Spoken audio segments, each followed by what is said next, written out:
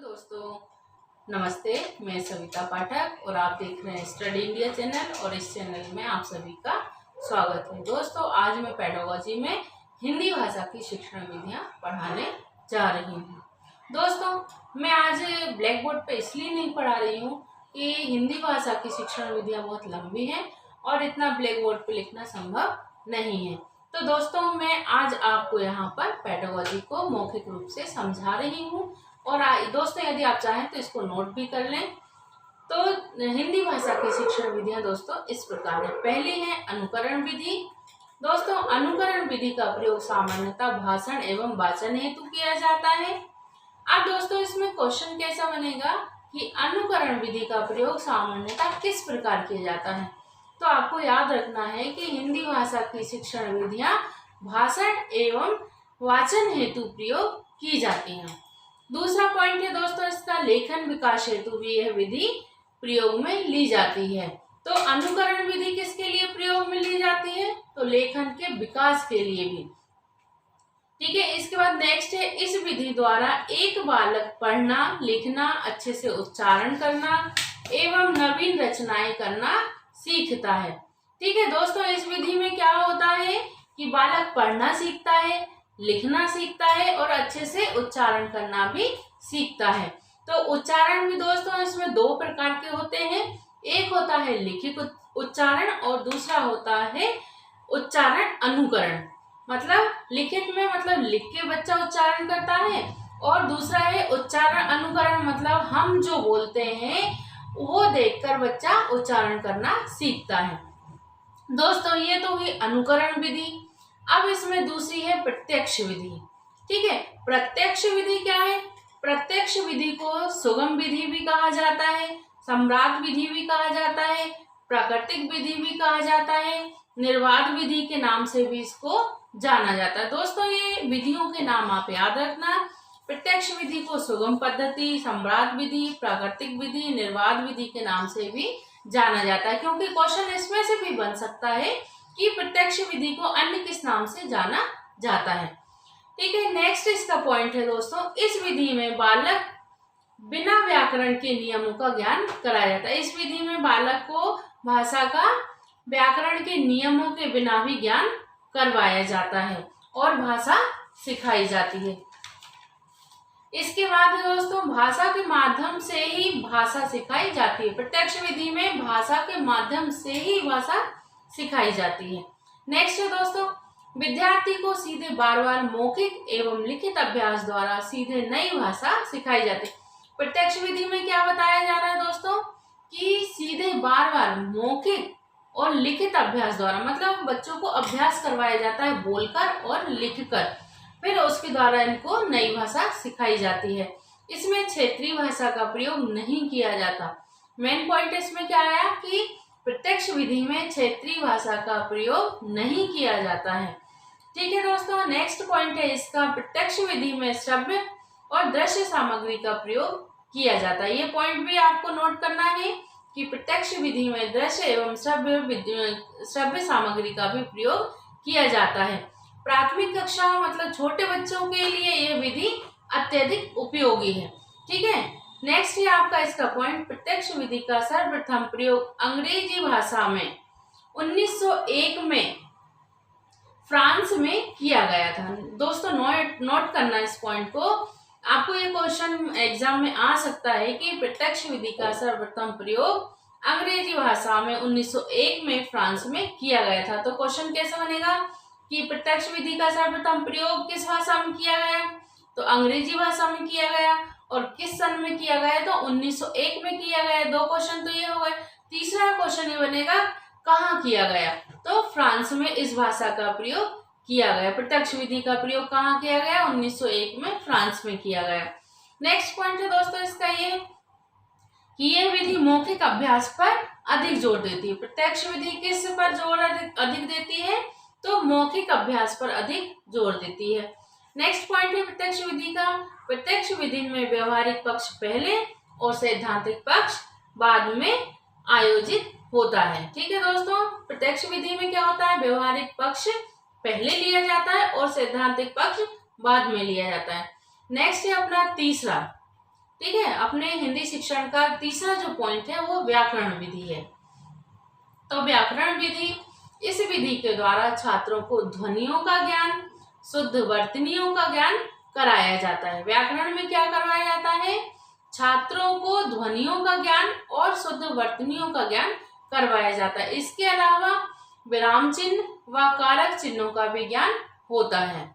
Next point है इसी का, व्याकरण के ज्ञान से भाषा में कम अशुद्धियां होती हैं। ठीक है दोस्तों, व्याकरण के माध्यम से भाषा को शुद्ध भी किया जाता है। नेक्स्ट पॉइंट है अपना इसका चौथा, इकाई पद्धति, जिसको अपन इंग्लिश में यूनिट मेथड भी कहते हैं। इकाई पद्धति का प्रवर्तक कौन है? अमेरिकन शिक्षा शास्त्री मॉरिसन। ठीक है। प्रत्यक्ष विधि, इकाई विधि, सॉरी फ्रेंड्स, इकाई विधि का प्रवर्तक कौन माना है? तो मॉरिसन माना है। और वो कहाँ का है? अमेरिकन का है। ये क्वेश्चन भी बन सकता है। नेक्स्ट है इकाई विधि में, इस विधि द्वारा ही अध्यापक दैनिक पाठ्य योजना का निर्माण करता है। टीचर जो डेली डायरी बनाते हैं वो इसी इकाई विधि के अंतर्गत आती है। नेक्स्ट इसी का पॉइंट है, यह विधि पूर्ण से अंश की ओर कार्य करती है। दोस्तों यहाँ से भी क्वेश्चन बन सकता है कि पूर्ण से अंश की ओर किस विधि में कार्य किया जाता है? तो पूर्ण से अंश की ओर इकाई विधि में काम किया जाता है। ये नोट करना है दोस्तों। यह विधि समानता के सिद्धांत पर आधारित है या समानता के सिद्धांत पर कार्य करती है। तो ये भी नोट डाउन करना है आपको कि समानता के सिद्धांत पर कौन सी इकाई कार्य करती है, कौन सी विधि कार्य करती है? तो समानता के सिद्धांत पर इकाई विधि कार्य करती है।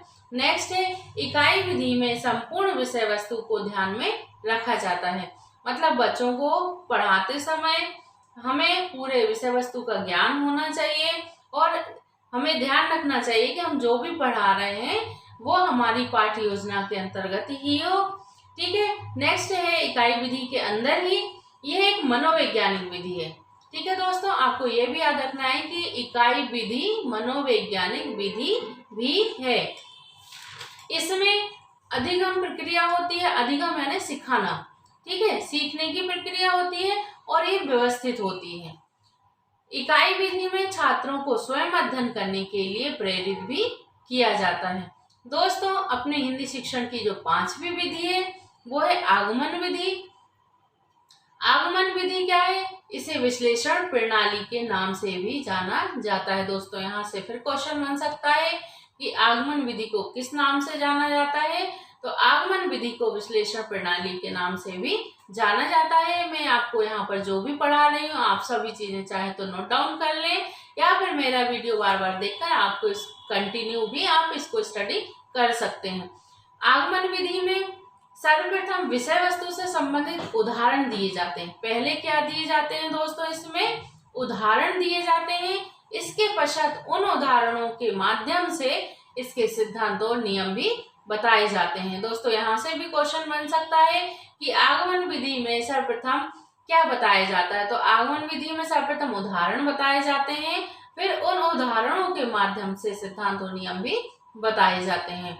दोस्तों आगमन विधि छात्र केंद्रित विधि है। आगमन विधि कैसी है? छात्र केंद्रित विधि है। ये भी नोट डाउन करना विशेष है। आपको क्वेश्चन यहाँ से बनेगा छात्र केंद्रित विधि कौन सी है?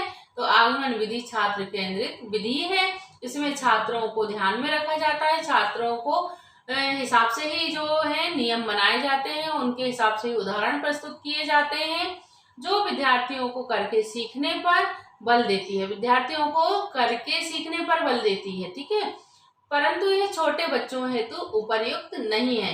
तो यहाँ से भी एक क्वेश्चन बन सकता है कि ऐसी कौन सी विधि है जो छोटे बच्चों हेतु उपयुक्त नहीं है? तो वह विधि कौन सी है? आगमन विधि है। यह एक मनोवैज्ञानिक शिक्षण विधि है।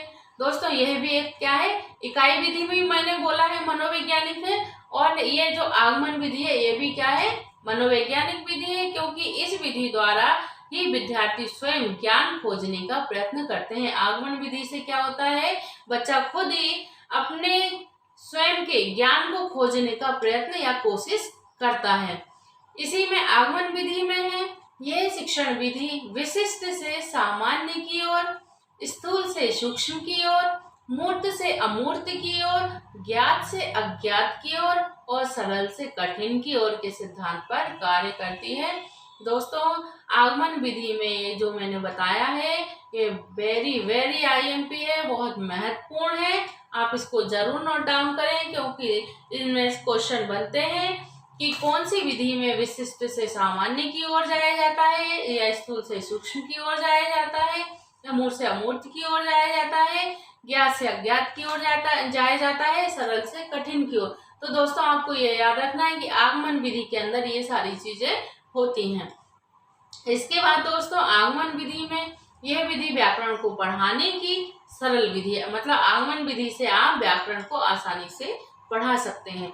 अतः इसे व्याकरण शिक्षा की वैज्ञानिक विधि भी कहा जाता है। दोस्तों, इसको नोट डाउन करो कि अभी अपन ने पढ़ा, यहाँ पर इसको मनोवैज्ञानिक विधि भी कहा जाता है, लेकिन यदि व्याकरण की दृष्टि में देखें तो इसको वैज्ञानिक विधि भी कहा जाता है। नेक्स्ट है, इस विधि में विद्यार्थियों को जो भी ज्ञान की प्राप्ति होती है वह हमेशा स्थायी होती है, जिससे बाल अंकों में चिंतन शक्ति का विकास होता है। आगमन विधि से बालकों के अंदर चिंतन करने की शक्ति विकसित होती है और इस विधि द्वारा शिक्षण क्या होता है, प्रभावशाली होता है। आगमन विधि के सोपान। आगमन विधि के सोपान क्या है? पहले उदाहरण देते हैं, फिर निरीक्षण करते हैं और तीसरा फिर अभ्यास और परीक्षण करते हैं। तो आगमन विधि के 3 सोपान हैं। कौन कौन से हैं? पहले उदाहरण है, फिर विश्लेषण है या निरीक्षण है, फिर तीसरा है अभ्यास या परीक्षण है। दोस्तों, इसके बाद अपना 6वां पॉइंट आया है शिक्षण विधि का, निगमन विधि। ठीक है, तो निगमन विधि में क्या है दोस्तों, इस विधि को सूत्र प्रणाली के नाम से भी जाना जाता है। तो इसको भी नोट डाउन करना पड़ेगा क्योंकि क्वेश्चन तो यहाँ से भी बन सकता है कि निगमन विधि को अन्य किस नाम से जाना जाता है। तो निगमन विधि को सूत्र प्रणाली एवं संश्लेषण प्रणाली के नाम से भी जाना जाता है। इसके बाद निगमन विधि का नेक्स्ट पॉइंट है, इस विधि में सर्वप्रथम विद्यार्थियों को नियमों का ज्ञान दे दिया जाता है। अपन ने दोस्तों पढ़ा आगमन विधि। आगमन विधि में क्या किया जाता है? पहले उदाहरण दिया जाता है और निगमन विधि में क्या दिया जाता है? तो पहले नियम दिया जाता है। तो ये भी नोट डाउन करना है, ये भी आईएमपी है। तो यह इस विधि में सर्वप्रथम विद्यार्थियों को क्या दिया जाता है? नियमों का ज्ञान दिया जाता है। फिर इसके पश्चात उदाहरण देकर उन नियमों को समझाया जाता है। पहले नियम बताएंगे, फिर उदाहरण बताएंगे, फिर समझाएंगे।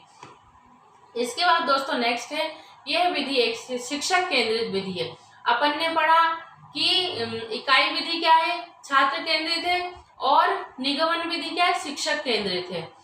इसमें शिक्षक ही सारे नियम सिखाते हैं।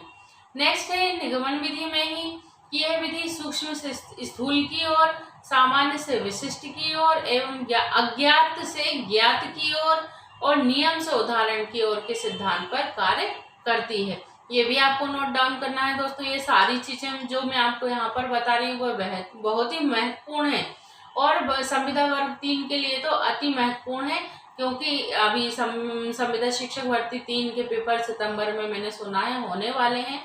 तो आप ये वीडियो लगातार देखें, मैं और भी अच्छे अच्छे वीडियो लाऊंगी दोस्तों। और निगमन विधि के सोपान क्या है? तो निगमन विधि के सोपान है, पहले नियम है, जैसा कि अपन ने पढ़ा, पहले नियम बताएंगे, फिर विश्लेषण करेंगे, फिर उदाहरण देंगे।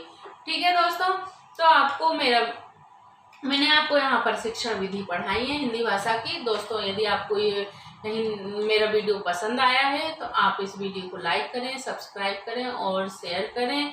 और दोस्तों साथ में कमेंट कर भी बताएं कि आपको ये वीडियो कैसा लगा है। धन्यवाद।